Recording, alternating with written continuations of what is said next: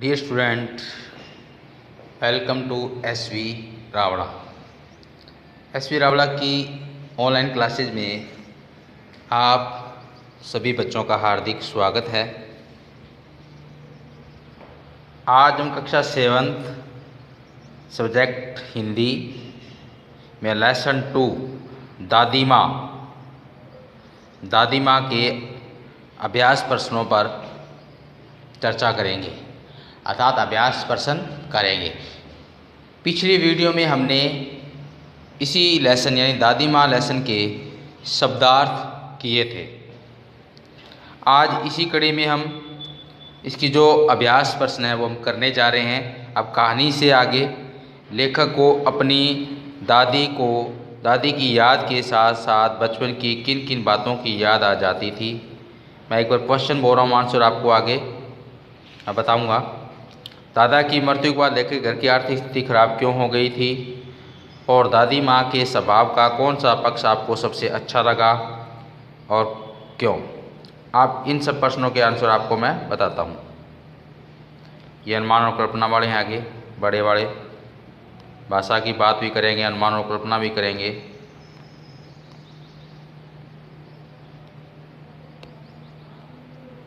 अब इसके अंदर देखो, लेखक को अपनी दादी माँ की याद के साथ साथ बचपन की और किन किन बातों की याद आ जाती थी।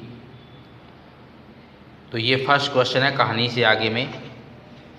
तो इसका पहला क्वेश्चन का आंसर है, दादी माँ की याद आने के साथ साथ लेखक को अपने बचपन की तथा दादी माँ की याद आने के साथ साथ लेखक को अपने बचपन की तथा दादी माँ से जुड़ी अनेक घटनाओं की याद आ जाती है। क्वार यानी क्वार महीना, आश्विन के महीने में बरसाती जल से भरे हुए जलाशयों में कूदना, बीमार होने पर दादी माँ के द्वारा देखभाल करना, धन्नों की बेटी के विवाह में दादी द्वारा उधार दिए गए पैसों को माफ़ करना, पिता के आर्थिक संकट में व्याकुल होने पर दादी माँ द्वारा कंगन देकर चिंता मुक्त करना आदि बातें याद आती है। तो ये फर्स्ट का आंसर था।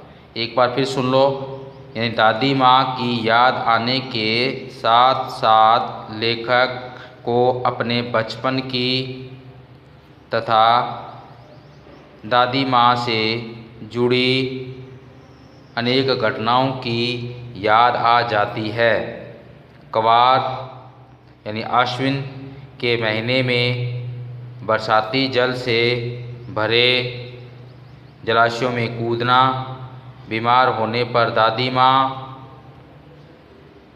के द्वारा देखभाल करना, धन्नों की बेटी के विवाह में दादी द्वारा उधार दिए गए पैसों को माफ़ करना, पिता के आर्थिक संकट में व्याकुल होने पर दादी माँ द्वारा कंगन देकर चिंता मुक्त करना आदि बातें याद आती है। फर्स्ट क्वेश्चन का आंसर।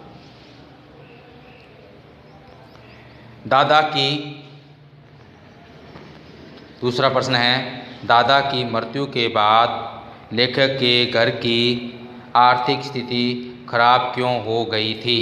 क्वेश्चन नंबर 2 है, यानी दादा की मृत्यु के बाद लेखक के घर की आर्थिक स्थिति खराब क्यों हो गई थी।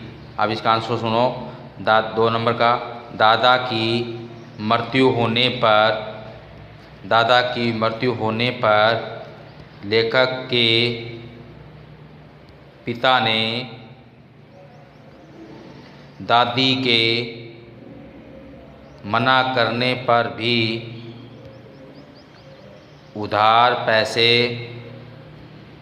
लेकर दादा के श्राद्ध में अधिक खर्च कर दिया, जिस कारण लेखक के घर की आर्थिक स्थिति खराब हो गई। यानी दादा की, दूसरे के बार फिर वापस बोल रहा हूँ, दादा की मृत्यु होने पर लेखक के पिता ने दादी के मना करने पर भी उधार पैसे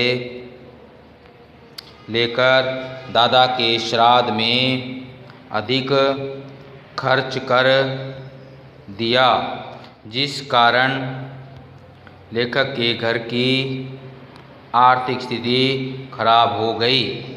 आर्थिक स्थिति खराब हो गई। अब उसके बाद तीसरा क्वेश्चन है, दादी माँ के स्वभाव का कौन सा पक्ष आपको सबसे अच्छा लगता है, क्यों? कहानी से आगे में तीसरा क्वेश्चन है, दादी माँ परोपकारी बहुत थी। दादी माँ परोपकारी बहुत थी। उसका मन किसी के दुख को देखकर, दादी माँ परोपकारी बहुत थी।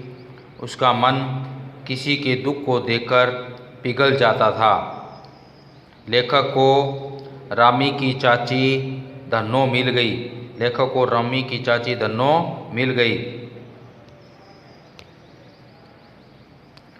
जो दादी को कोसने की बजाय दुआएं दे रही थी। दादी ने धन्नो को कुछ रुपए दिए थे,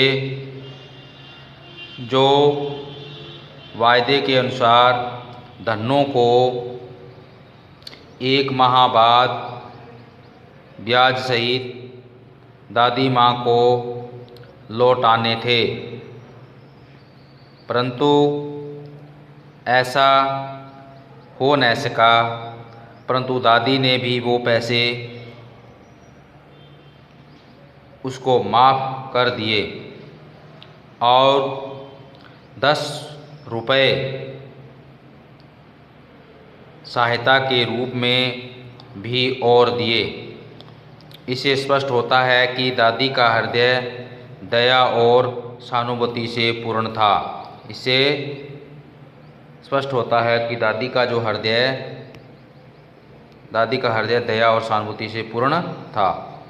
एक बार फिर सुन लो इसका आंसर। दादी माँ परोपकारी बहुत थी।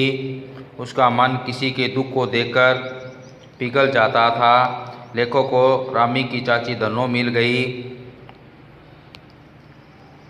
जो दादी को कोसने की बजाय दुआएं दे रही थी, क्योंकि दादी ने धन्नो को कुछ रुपए दिए थे, जो वायदे के अनुसार धन्नो को 1 माह बाद ब्याज सहित दादी माँ को लौटाने थे। परंतु ऐसा हो न सका।